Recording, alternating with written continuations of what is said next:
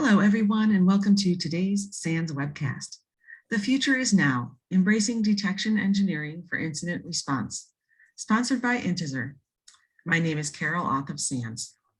Today's featured speakers are Jake Williams, SANS Senior Instructor, and Abigail Mediger, Product Manager at Intezer.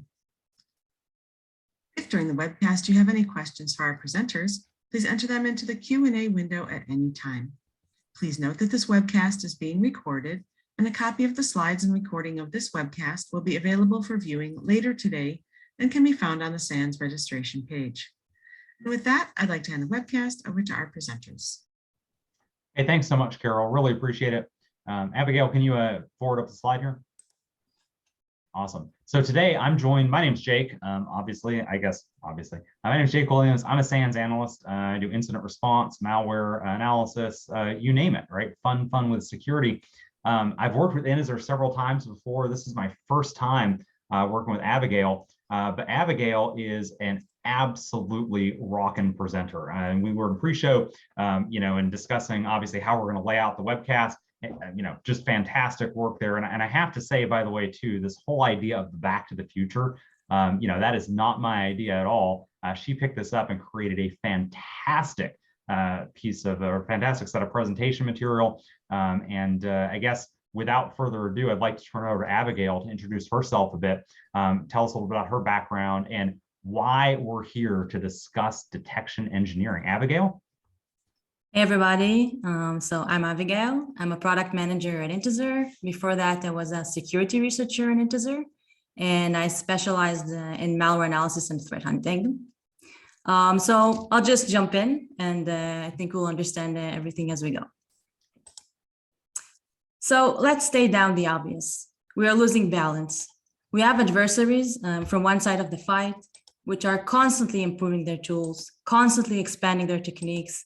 They have an ever-growing attack surface. Okay, for instance, we have the whole cloud migration and the work from home culture, which provides adversaries with many opportunities for attack. And they're highly motivated. Okay, for example, last year, Emotet was taken down, and just a few months later, it was back from the dead. And from the other side, we have security teams, which suffer from a very big resource shortage. There are more open positions and people to staff, and it's difficult to find talent. Now, of course, I'm simplifying this, and there are more parameters in this equation. But what I'm trying to say is that our adversaries are getting the upper hand, and which is obviously no good. And although there are many signals for improving detection and scaling efficiency of triage, security teams are just overwhelmed. And this leads to low performance, which is reflected in measurements such as the mean time to detect and mean time to response. Now, this cannot be the reality, obviously. So from this challenge, the detection engineering approach has arisen. Now, what is detection engineering, actually? Detection engineering is a discipline that stands for constantly evolving and staying relevant by embracing the automation first mindset. And bottom line, just be in control. And if we're talking about detection engineering, I have to mention Florian Roth, which is basically the guru for detection engineering, and he tweets a lot about it. So if you're not following him, just go ahead and follow him in Twitter. And he created this meme, which I think really explains the whole be in control concept. We have the traditional mindset of manually creating rules versus the automation first mindset. Be in control. Okay, and I think it really shows that.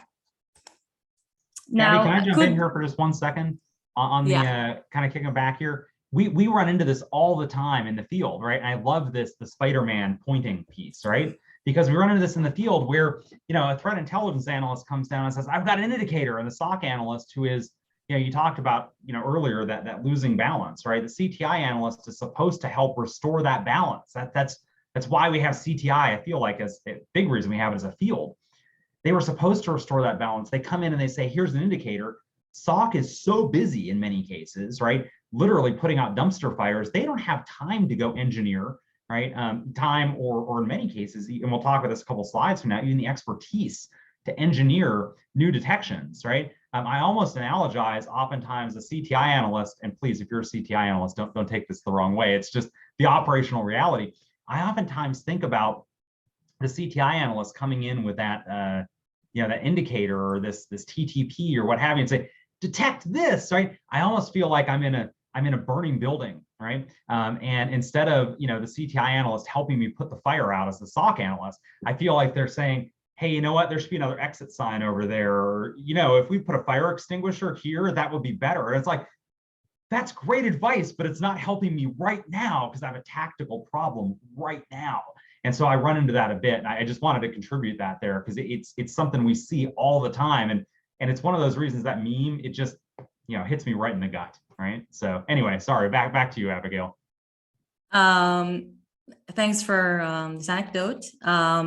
So if we go back to the automation first mindset and bin control in the burning building behind you, and you're all quiet and in control. So I guess that it could be that at this point that it sounds a bit, too good to be true, maybe futuristic. But who thought in the 1950s that one household can have 2 TVs, right? So until this point, we talked about detection engineering in theory. And this tweet explains how it looks like in practice. Okay, for example, we have this sample from a report, and it's basically breaking the samples into layers of detection rather than just looking into, the hash and C2 on the bottom of the report. Now, our goal here is not to overwhelm, with the graphs and so on. Our goal is to provide solutions and showcase how Intezer can help. So let's go through the NIST. Can I speak to that graph though real quick though before we move past that? Because I think this is important, right? I mean, don't get me wrong, right? I totally want to look at the solution too, but I do think that it's helpful to take a look at this from a problem standpoint because we have a talent gap in our industry. There's just no question. I know people want to argue about it's not talent, it's pay gap, it's whatever. Bottom line, for me to get SOC analysts butts in seats, right? The reality today is that I have more openings than I have truly qualified professionals to fill those openings. And when we look at detection engineering, you can say, okay, I've got this malware. I found this malware. Okay, cool, right? But what do I need to do to really write a good detection around that? Because, as I kind of put out in the past many times, right? If you're hunting with hashes, you're doing it wrong, right? And so, okay, well, what does it mean to go beyond that, right? And to Abigail's point, Florian does a lot of really great tweeting around this stuff and reporting in general, but take a look at the graph, right? Come back, obviously the slides are all going to be available as well here. Come back and look at this graph. This is a lot of stuff. And I challenge your average SOC analyst, to dig in on this, right? I think they've probably heard the word Yara.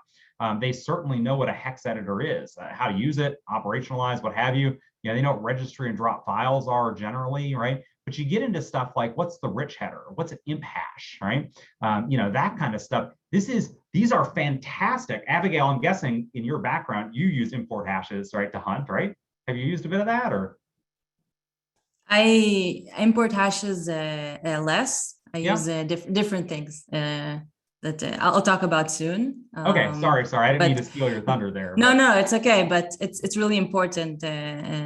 So if we look at the graph and we see a lot of features, so we have the sandbox, which is taking a behavior and so on, and I really would like to showcase how please go ahead. Sorry, I didn't mean to steal thunder there, but yeah, I just wanted to highlight again, this is a lot of stuff that your average SOC analyst or average detection engineer doesn't fully grok, right? Or doesn't fully understand. And that's why we need to start looking at automation first mindsets for building better detections, right? So I just wanted to lay the problem space. Sorry, please go ahead.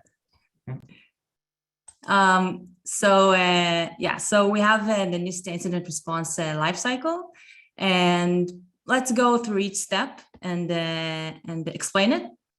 Talk about its pain point and see how detection engineering can help. So the first step is preparation.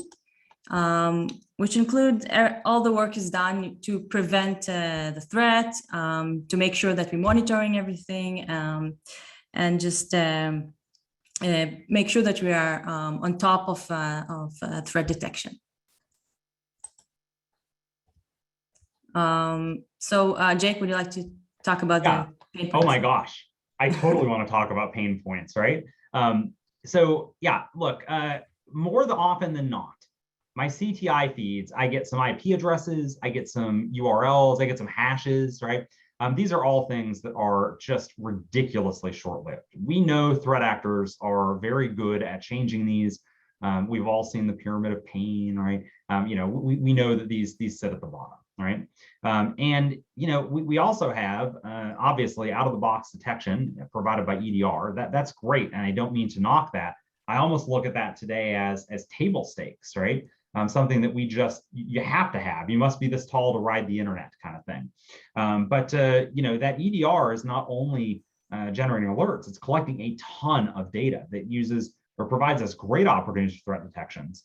But of course, the issue is, right, if it were just that easy that you could just look at it and be like, there's the threat, the EDR would have already caught it, right? Let's level set right there. And by the way, too, if you have an EDR and you are getting pushed hashes you're getting hashes through a CTI feed, and you go search in the EDR for those hashes and you find stuff the EDR didn't catch, I want to note here that you have a fundamental problem. One of only a few things that's happening. Either your EDR is really dropping the ball, right? And that's a scary moment. That's a scary thing to kind of admit there. Or it's a false positive. Now I've got a problem with CTI feed, et cetera. You know, and honestly, that collected data is going to help me determine which of the following it is anyway, right? So again, just want to throw that out there. Creating really good detection content is hard, right? Tracking specific adversary tools and TTPs in the wild, that's obviously difficult. Even, you know, separate from that, it's difficult to ingest that data, right? And you know, understand how to go operationalize it even once you have it. You know, I'll talk about this a little bit here, you know, in a few minutes as well, after Abigail demonstrates some of the solution. But make no mistake about it, your apex grade threat actors, right? Your top tier threat actors, they have your EDR, right? They have tested their tools against your EDR. They know what's going to create an alert on the EDR before they run the tool, right? And so it's left to us. This is the, you know, if I had to sum up in kind of like one thought, why detection engineering is so freaking critical.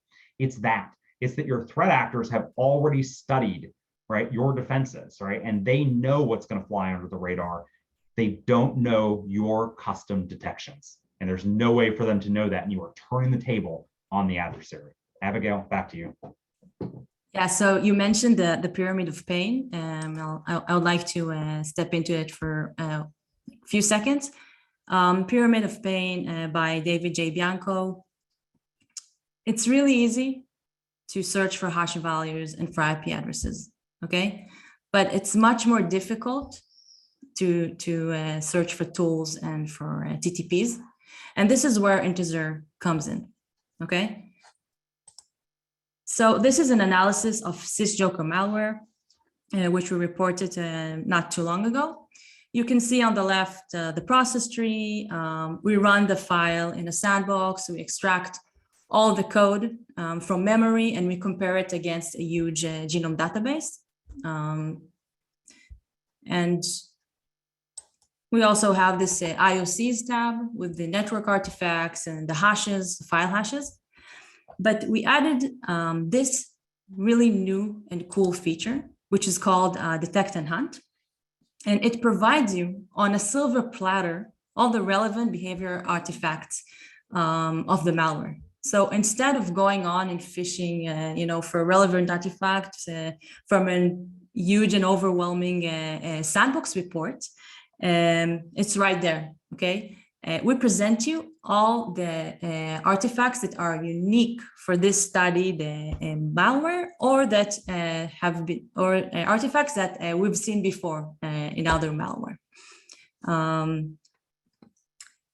And you can filter the artifacts. You can see on the left this pyramid, which is based on the pyramid of pain.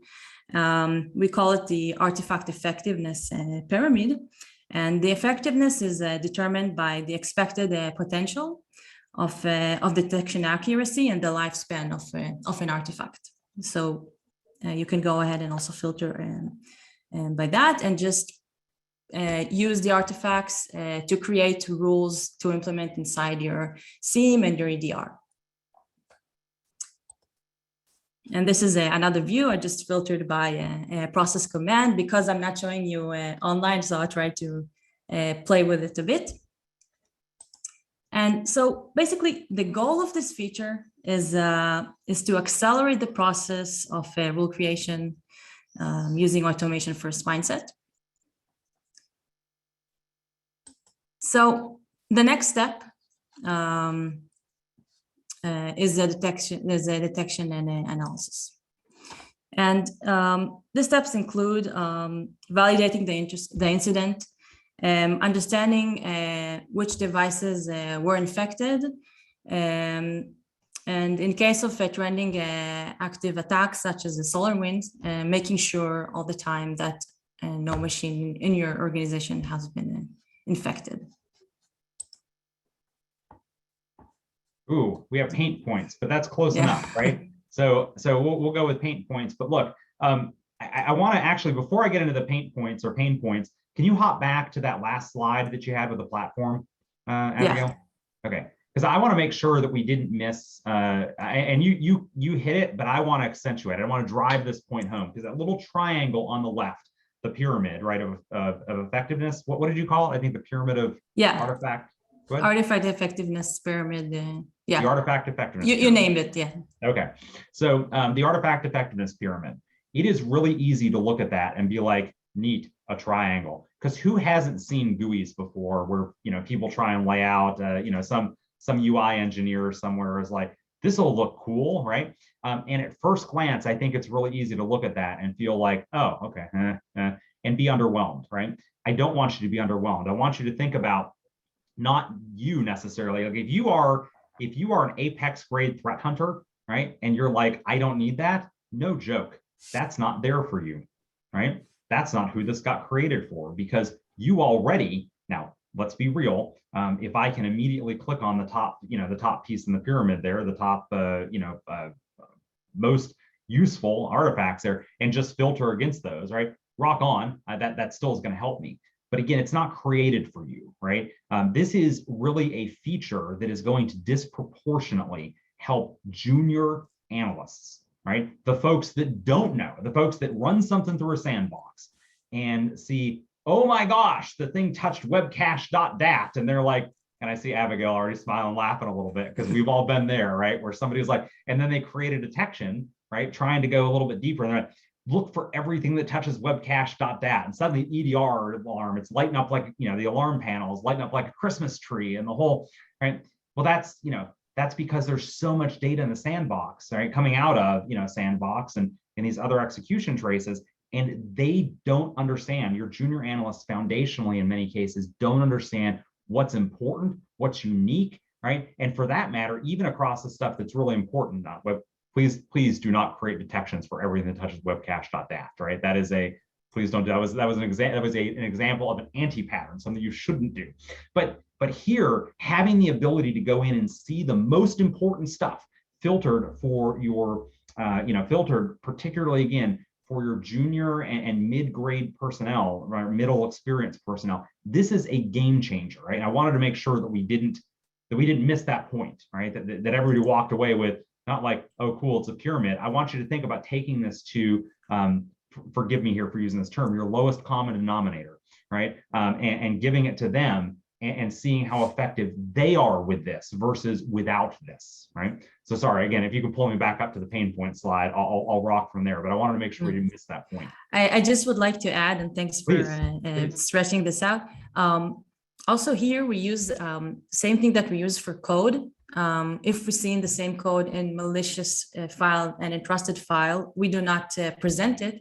Same thing we do here. And again, this kind of solves the issue, for creating false positives. So exactly what you mentioned, and it's a great point. So So let's go back. webcast.dat wouldn't even be in there because it's in so Exactly. many common good samples, right? Yeah. So again, just to drive this home, you're not looking at just sandbox output, right? You're looking effectively at curated output, right? With basically using automation so that as the SOC analyst sees the trace for the first time, they are seeing the stuff that is unique to the sample, right? Filtered by the stuff that is most useful from a detection engineering standpoint, right? And again, want to level set, that's the game changer, right? Exactly. Exactly. Yeah. So pain points, right? Look, we know that as we go and start trying to understand how broad the intrusion is, we often are using these indicators of compromise that are passed down to us by CTI. But we know historically that some of these are more reliable than others. Many times they're not reliable at all. We have advanced, obviously more advanced teams. They can build custom searches and detections. And I know there's some folks that are gonna be like, they're not challenging to create. And I'm going to challenge you on that because I do a lot of work and a lot of consulting in the field. I have seen repeatedly folks doing, badly doing detection engineering, either flooding the console with alarms, or, and that's the alert only case, or in the case of block it, right? Actually turn around and create denial of service conditions, right? That's like just a worst case scenario. And that's one of the reasons that, what Abigail mentioned with removing the stuff that's common from those traces, that helps. Obviously, nothing's going to eliminate the possibility that you can shoot yourself in the foot, but certainly that's going to help prevent that, right? At least, help mitigate that quite a bit. So these are challenges to create, in reality. Detections that both work, don't work too well, don't create denial of service conditions, all the way around. That's huge. And then the biggest piece here that I'm going to keep hammering home is talent gaps on security teams. They leave a lot of organizations using just out of the box detections. And if that's you, don't feel bad, right? That's a big chunk of the industry. I can point you, I won't, but for confidentiality reasons, but I can point you to Fortune 500 organizations today that are, that are using just out of the box detections. Now, I mentioned before, right, that your threat actors are evaluating the default detections anyway. And just the other night, you may have heard that one of the Conti affiliates, Conti's a big ransomware group, one of the Conti affiliates leaked a bunch of their chat channels, right, and a bunch of their historical chats. And this is a wow, just I don't want to say unprecedented, right? But yeah, no, it's a lot of insight. Did you see, Abigail, in there where they were trying to acquire through shell companies Carbon Black and Sophos? I didn't have access to the dump, and I just move on. But I saw they also released their messaging. It's crazy. It's crazy what they showed there. Yeah. But in the messaging, they specifically talk about the ability, like they're trying to get access to Carbon Black and Sophos specifically to test those EDR products, right? And develops. Like they're very clear. The reason they're trying to do that is to develop bypasses for those products, right? And so then you step back and look at that, and that for me is just a good. Not that I had any question this is happening before, but like right out of the cyber criminal's mouth, right? They are admitting that they are, reasonably effective, right, at bypassing products in their out-of-the-box state. And if that doesn't highlight the need for detection engineering, I don't know what does. It couldn't have come at a better time for us in any case, right? And look, anytime Conti's communications or any ransomware group's comms get leaked, that's a win for us, right? Anyway, Abigail, back to you. Yeah, so thanks, Jake. So part of this part of detection analysis is, as I said before, is understanding what machines in your organization have been infected, which we call hunting, okay?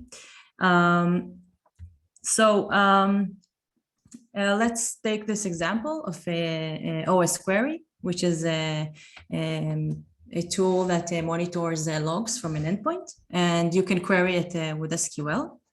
Now, let's say, for example, you had an alert of SysJoker in your organization. Okay, you know that one endpoint has been infected with SysJoker.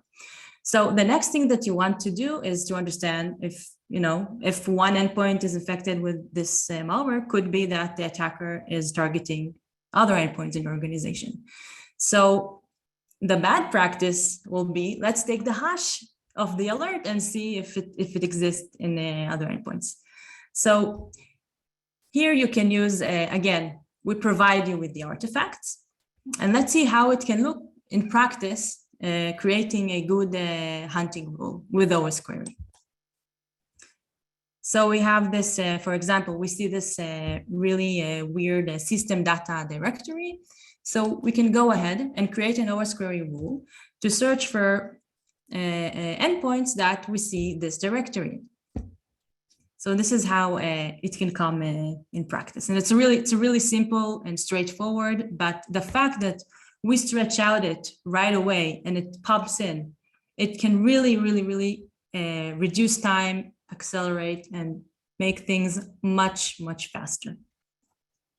Can I mention here as well, before we carry forward, that can you back up one slide back to the detection on the platform? Yeah, so it is really easy. In fact, can you back up one more slide? I'll even go that far. It's really easy to look at this. And if you see that IGFX CUI service.exe, that's what we typically call process camouflaging, right? It's trying to blend in using a known, like for years, it used to be service host. It was always service host, right? And I think people started getting wise to that. But it turns out there's lots of other processes that your average system admin, let alone your average SOC analyst, is not going to be able to tell you, one, is that legitimate, right? The name itself, right? Just by itself.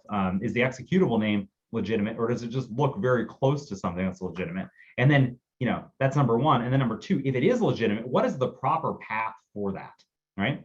And those are hard questions to answer. I know some really experienced threat hunters that can't answer those two questions broadly, right, across even just a regular like vanilla Windows 10 or Windows 11 system. Next slide, please. Yeah. So if you just took that, what you had before, which is again already great, right? But then you turn around, because that's already unique activity, right? That the process chains there are fairly unique. But then you step here and it says, well, the process command is immediately, this is out of place, right? Because as Abigail mentioned, right, if it were a normal, the IGFX service actually has to do with input, right? So keyboard switching, in case anybody's curious. But the, here, basically, even if you thought, yeah, that looks legitimate, the fact that it's there, right? The way that it's laid out here tells you, no, that's not a normal thing, right? And so immediately then, without having to deep dive into, a bunch of Windows baseline, what does Windows really look like kind of knowledge, right? Now I can immediately pivot over and say, no, you know what? The platform identified this as, don't get me wrong, you should always, if you have the bandwidth and you have the expertise, by all means, go learn this stuff. It's going to help you be a better threat hunter, right? But taking that automation first mindset, right? We can look at this and be reasonably confident that this is something that is actually indeed fairly unique to this sample, right? And not something that's going to be caught up in background noise, and then go operationalize that as well, right? So Abigail, sorry, I just wanted to highlight that point before we moved on. It's a great highlight. Also, also the process tree.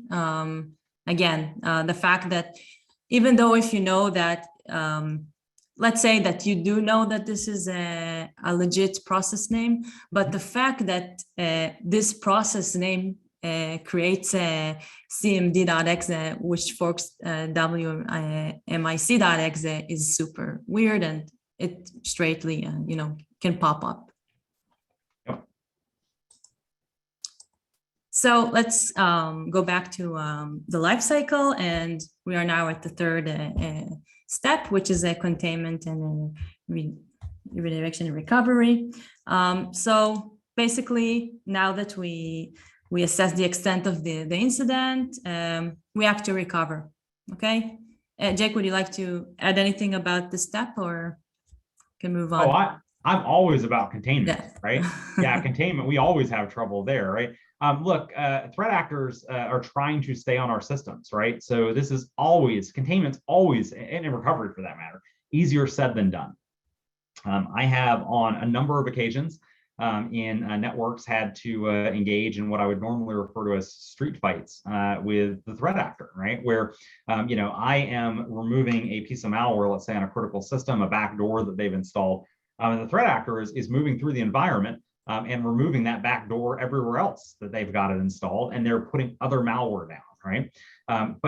But I want to come back to, kind of that pyramid of pain idea. If I'm purely relying on hashes, right, or maybe an IP address or a domain name for C2, I'm gonna miss that pretty quickly, right? The threat actor is going to change that stuff out very quickly. If I'm relying on stuff that's more creature of habit kind of thing, right? So like hiding in a subdirectory of program, to even move further than like program data, system data, hiding in a subdirectory of program data, it's something that particular malware families and some ransomware families do quite a bit, right? When was the last time you were in your program data directory, right? It's not a common thing. So for most of us anyway. So you know that your threat actor is going to try to stay on your systems, right? And so given that, and knowing that they are going to and have in many cases that I've dealt with, try and street fight us, right? Replacing malware as we are trying to remove said malware. And I know folks are like, but just disconnect from the internet. Folks, before you ever use the word just in a security or an incident response kind of piece, when people say just, I assume that they misunderstand the scope and complexity of the problem. That's kind of a key in for me, where I'm like, do you really understand the problem? Because you might not be using the word just if you did. Many cases we can't simply, disconnect ourselves to the internet. The threat actor is going to maintain some command and control. Sometimes we try, and they've got an alternate access path or business-to-business VPN, right, where the other end of it's still connected to the internet, right? Bottom line here is you can expect to deal with this in some intrusions. In fact, if you're an incident responder who has never dealt with this, I may argue that it's possible you're missing something, right? For whatever that's worth. But that said, now we're not dealing with one-time detection engineering. We're dealing with detection engineering again and again and again, right? Because as threat actors are deploying new tools, these tools have often different signatures. Again, the higher up the pyramid we can go, the less likely it is those signatures are going to break, right? But the reality is that this alone underscores the need for rapid being the key word here, detection engineering. I regularly consult with CISOs, and I can tell you that no CISO wants to have a breach, right? I mean, I shouldn't use the word breach. Only lawyers should use the word breach, right? No CISO wants to have a compromise. None of them ever want to have an incident. But routinely, I hear from CISOs that they're like, that was a much bigger concern, like resume updating event level kind of concern. It was a big concern a few years ago, maybe 5 years ago, that like you get breached or you get compromised, you're going to lose your job kind of thing as a CISO. They're like, that's not necessarily the case today, right? But the thing that will absolutely result in you, walking away, updating your resume, et cetera, in most cases is we had an incident. We didn't actually contain the incident. We flew the mission accomplished banner. Everybody celebrated and we're like, woo! And the threat actor was still in your network. And the reason this happens, and it happens a lot, as I've done incident response over the years, I can't tell you the number of times that I get the call, like they do a DIY incident response the first time, right? And DIY, because they don't really understand detection engineering, right? They didn't fully contain. They looked at it and they said, oh, no, we're good. We don't need to call anybody in, and that's rock on, right? And then, 2 months later, they've got another intrusion, and CISO comes in, or director of security, whoever it is, says, hey, I need to know how they got back in, right? That's what we need to figure out, is how they get back in. And that's when I have to go in and just, the uncomfortable news is that they never left. You never got them out in the first place. And that if you have to root cause it, it's a lack of detection engineering, right? If I have to root cause it, because it's insane that somebody would be able to detect something across their environment, but then wouldn't remediate it, right? So if I back up a couple of steps, right, it's not just a failed remediation, it's a failed remediation because of technically because of failed containment, which is because of failed detection engineering, right? So if we go all the way back to the root, and I guess if you want to take 2 steps beyond that, it's that, what we started with, it's hard, and that's why you need more automation first detection engineering. Anyway, Abigail, I don't have any other thoughts on that, but I'll kick it back to you. Thanks. It really loops me back to the to what Florian tweeted about, the graph with the whole layers of detection. It's exactly that. Okay, you have a breach. You can search for the hash and the C2, but it's not enough. You need to break it down to layers. So thanks, Cenk, about that. And I think we are at the last step, which is the post-incident activity. Basically, understanding all the lessons learned, making sure that we won't be attacked by the same attacker again, and sharing as much information we can with relevant parties. And so I'll jump in here as well, right? As we talk about pain points, right? You have to provide quality detection, right? And that's, I mean, again, you know, every time we have an incident, it is now contractually in the vast majority of our, you know, in the vast majority of our contracts with third parties, we are required to provide data about an incident, right? Everybody has woken up in the, you know, obviously SolarWinds wasn't the first, but I'm going to call it the post SolarWinds world, right? We have woken up to the fact broadly as an industry that's, you know, that supply chain, it has to be a big part of our security, right? It's no, we to the extent that we were ever comfortable thinking, yeah, I'm on an island, right? You can't think that anymore. We just can't. And so this is a topic that comes up again and again and again, where we basically where, you know, a third party will A, write into the contract, and then B, demand indicators when we say, hey, we have an incident, right? You know, it used to be too, and not that I would ever recommend this, but it used to be that a lot of organizations, you know, I certainly have had experience with this, where they would sweep something under the rug a little bit, right? Kind of not look at, you know, we just compromise a little PII, or threat actors compromise a little PII, but it doesn't involve this other vendor over here, so we don't even need to tell them about it, right? And it's like, well, whoa, that's not what the contract says, right? And they're like, well, it says threats to the vendor. We assess this as never a threat to the vendor, and you're like, how do you know? Kind of whatever. Not even going down that road, right? Today, a big chunk of our, you know, the game has changed a bit, right? Quite a bit. And, you know, two things that we're seeing that are driving a lot more of these third-party, you know, contractual disclosures. You know, I'd say one, obviously ransomware, because you can't pretend ransomware didn't happen, right? That third party that you have a business relationship with kind of knows that you were down for a week, right? Or 3 days or whatever, you couldn't do business, right? Separately, a lot of the ransomware threat actors obviously are doing the double extortion game, where it becomes pretty public. And in fact, in the Conti leaks, oh gosh, I forgot about this. In the Conti leaks, they actually, in the chats, they note that they've got a reporter, a member of the press, right? They don't mention who, but they've got a Bitcoin address for him. I think it was Bitcoin, a cryptocurrency wallet address, where they said, hey, pay this guy 5% of your ransom, and he will basically publicize, right, the you know, the whole incident, right, in the press, and help cajole the or pressure the victims into paying, right? And you know, you look at the Conti leaks, and you know, being able to see kind of the back end of some of these discussions is just fantastic.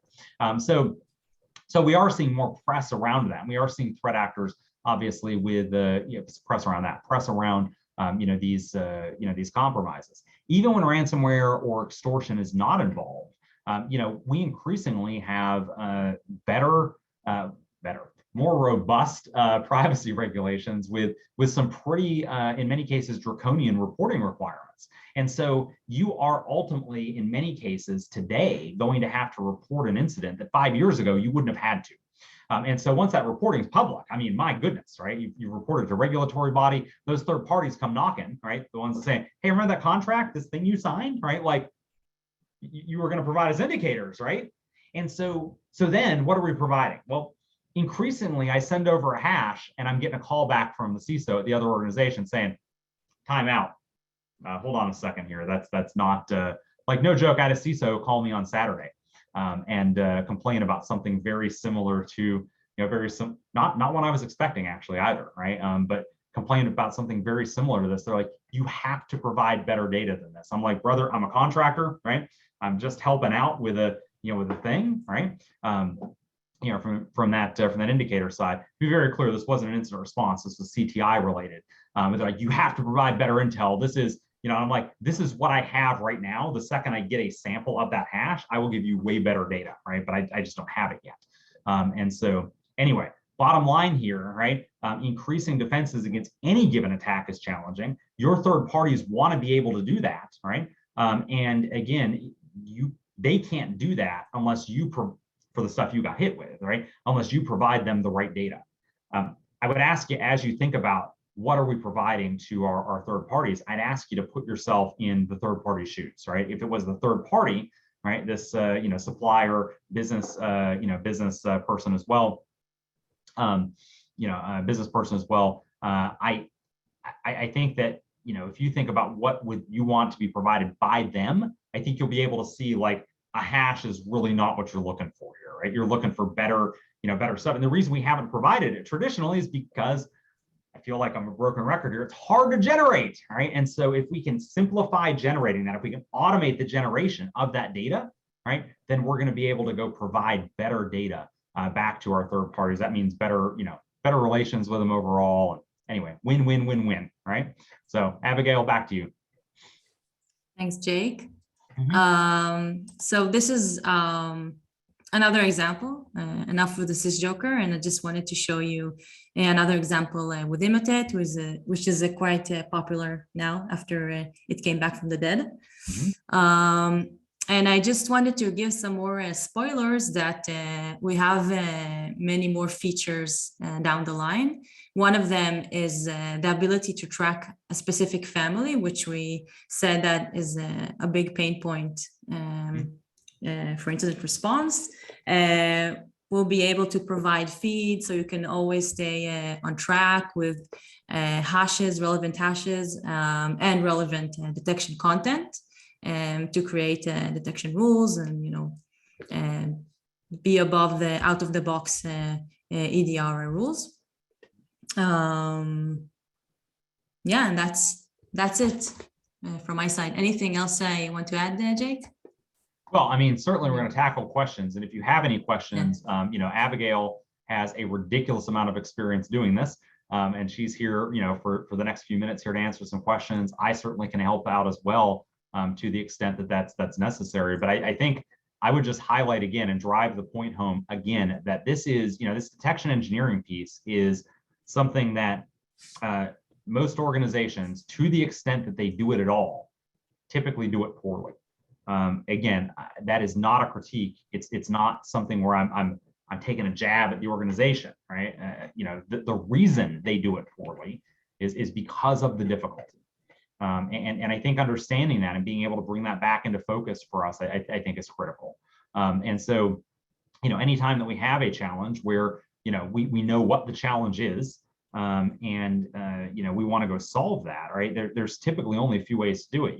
In this particular case, I could think we could hire better analysts, right? Or hire analysts with way more expertise that can, basically we go hire Florian Roth, right? Unfortunately, there's only one Florian. We don't have cloning technology today, right? I could hire Abigail as well, but she's happy over at Intezer, and there's only one of her also. So until we can start cloning analysts, there's a finite number of that level of people on the market, period.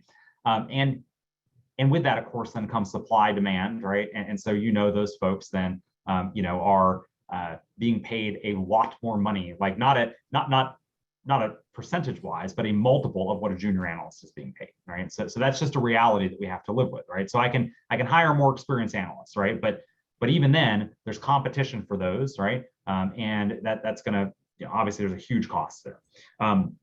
Okay, so the other one is I could spend a bunch more time. That means hiring a bunch more analysts, right? Who spend a lot more time doing the same kind of thing that Abigail does, by looking at, a piece of malware and being like, ugh, got it, right, kind of thing, right? I kid you not, when we were doing pre-show, I hope you don't mind me mentioning this, but we were doing one of our pre-meetings, Abigail, lest I say anything else about her or anybody doubt that she's the real deal, we're joining for, hey, let's kind of look at slides, and I see the IDA Pro, icon is already up on, and no, nobody is just like, hey, let's go play an IDA today kind of thing, right? These are people that live, eat, breathe this stuff, right? So again, there's only so many of those folks out there.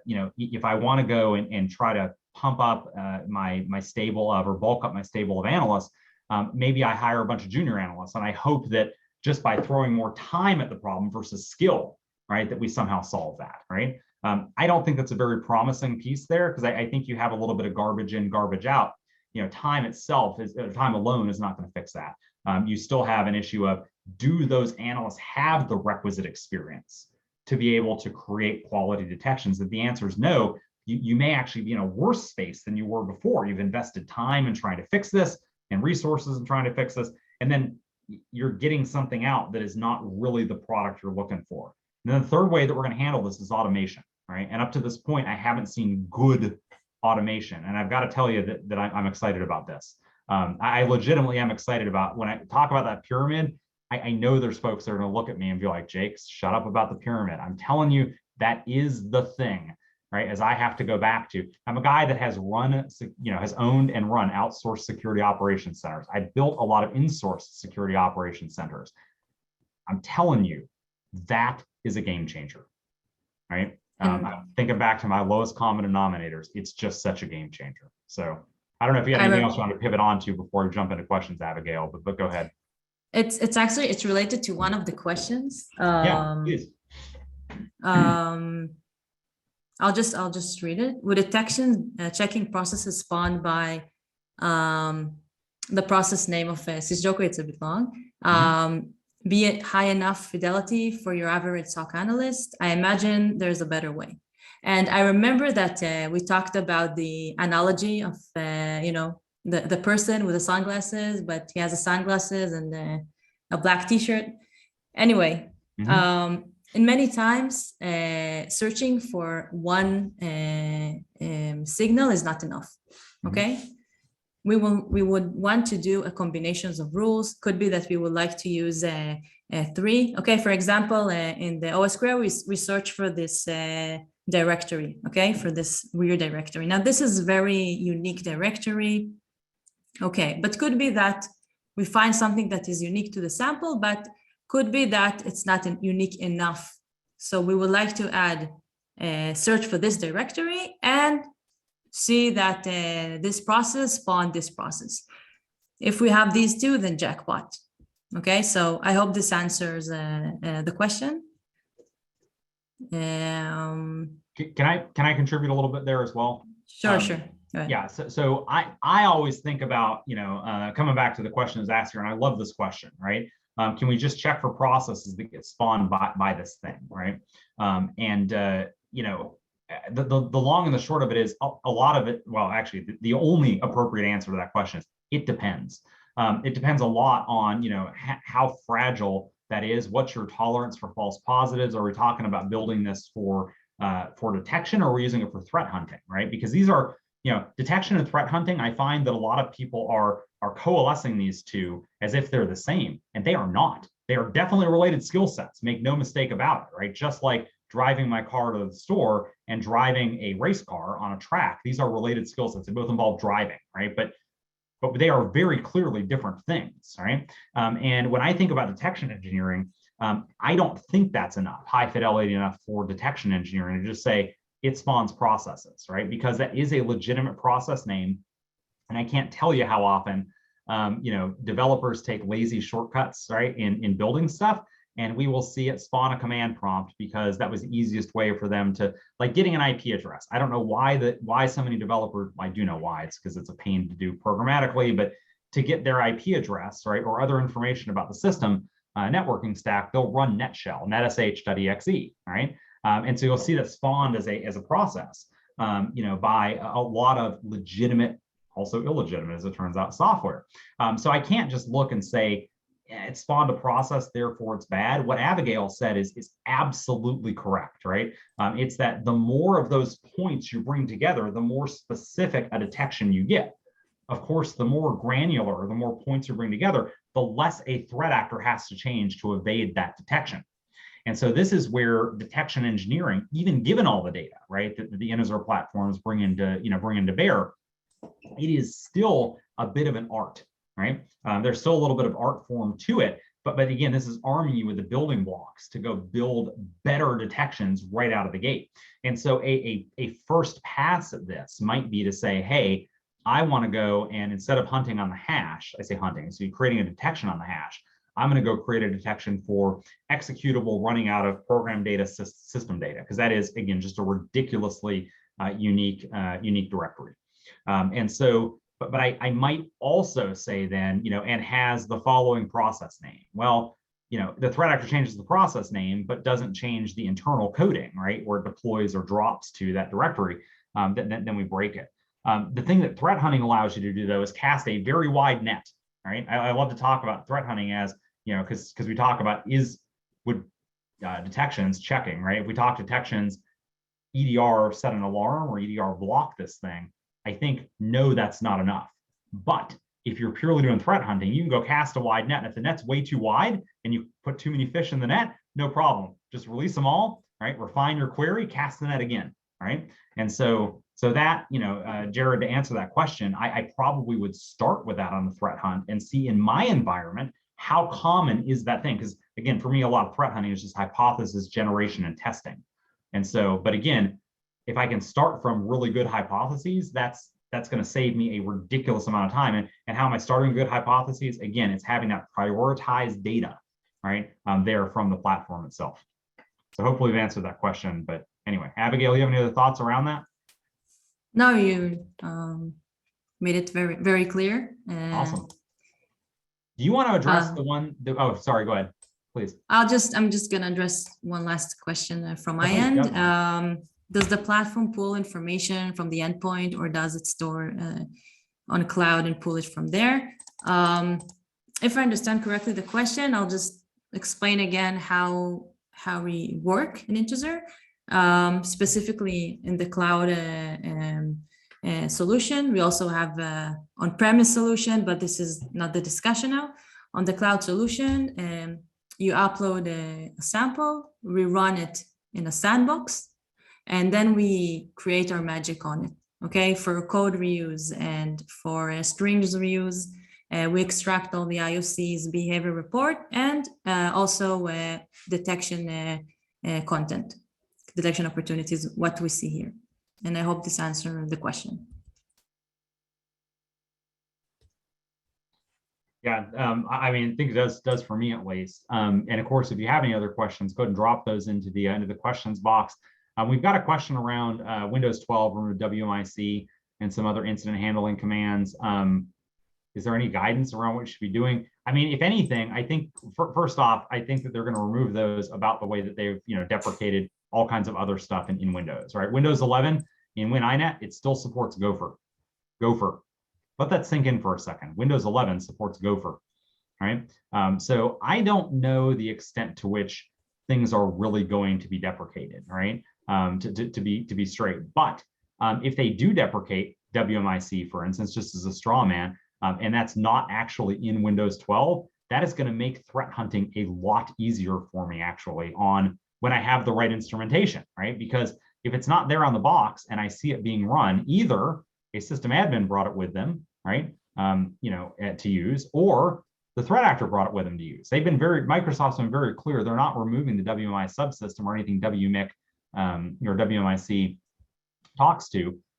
They are just removing the executable itself because it's, PowerShell has, PowerShell superseded that for a decade, right? So I would argue that if anything, I think you're looking at it more doom and gloomy.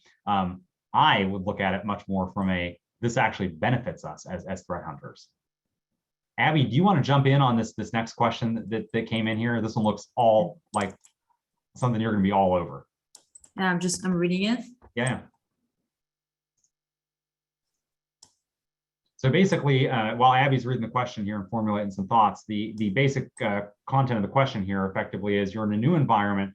There's no custom detection, right? But you have the ability to collect whatever data you need, right? What are one or two sources of log and data sources that you prioritize in building detections against, and why? And I'd even expand this out, Abby, not necessarily to log sources or data sources, but even just here from, also on the platform as you look at what made it to the top of the pyramid and why. I usually call these kind of questions like survivor type questions. We're voting everything else off the island. You can only have one kind of thing. And what's that going to be, right? Abigail, what do you think? What's the top for you? So of course you will always want to approach the top of the pyramid, the process tree, which is we can say kind of can be also the tools that are used. By the way, we are going to add also TTPs to this pyramid and to the extraction, which once it's there, I recommend using it also. And in terms of, I'm not sure, maybe if the question was related to also which families or which threats I should be prepared from. If you're starting, all from scratch, then it really depends. Where do you sit? What is your organization? What sector you are? Are you from USA? Are you from France? Are you from Israel? Geolocation also really affected. And this is also something we're going to approach down the line in Intezer to help you understand from which threat you should be prepared from. I think that's super important as well, right? Because I like the idea of start high, up on the pyramid, start with the stuff that's most unique. I mean, if I had to answer this question outside of platform, I give you the same advice I've been giving everybody, right? And it's NetFlow and DNS, right? But only because, and I want to be super straight about this, only because that's easier to deploy in choke points, going out of the network, as opposed to trying to get good instrumentation down on, all the systems in the network, right? It's easier for me to instrument a network just to get baseline level stuff, but that doesn't help me do good detections. It typically helps me go post hoc, right? When an indicator comes out, I can then go and say, like an IP address, for instance, say, was my network, something in my network communicating with this IP address during this time? As we move into actual endpoint detections like this, what we're talking about, if I only had one or two sources of data, I think a big one for me, especially if I don't have a threat intelligence team, would be being able to classify something and understand what the related code and the related families to that. Again, your CTI team would hopefully be tracking this for you, right? But understanding there are organizations that don't have that, or their CTI team doesn't have the bandwidth to really do that for them. What Abigail said about family tracking is critical, and I want to make sure everybody understands why. Sometimes we forget, like, the why is this important, but it is super important. It's not just academically interesting. If you got hit with a particular sample of a family, right, it makes sense that a threat actor that uses that family is targeting your organization, right? And the odds you will be hit with a variant of that sample that sits in that family, I mean, definitely high, right? Or certainly higher than other random malware on the internet, right? And so knowing the differences and being able to pivot from the sample that I got hit with into other samples in the family and being able to see what does the platform know about those, and can I create detections ahead of time? Gosh, proactive detection engineering for those other samples in the related family, that again, that's huge, absolutely huge, right? So we got about a minute or so here left. Abigail, run me through some closing thoughts, right? If you had to give one piece of advice about detection engineering to folks, what do we close with? I'll go back to my last slide, which we see Martin waiting. Be always prepared. Be prepared. Know your threats. Extract detection content and create detection rules before the threat hits you. Be prepared. And our goal at Intezer is to help you to be prepared, and also help you to hunt if you had been hit. But first of all, be prepared. Yeah, definitely.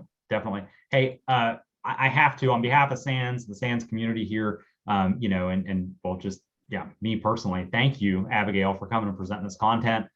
Thank you to Intezer, obviously, for sponsoring this content and bringing this to the SANS community. But Abigail, this was fantastic, and thank you so much for again, just for bringing this out here. And detection engineering is something we are not talking about enough. So thank you for giving me the opportunity as well to stand on a soapbox and hammer that home why this is important. Again, thanks. And Thanks, with Jake. that, yeah, I'll kick it back to Carol to close out the webcast.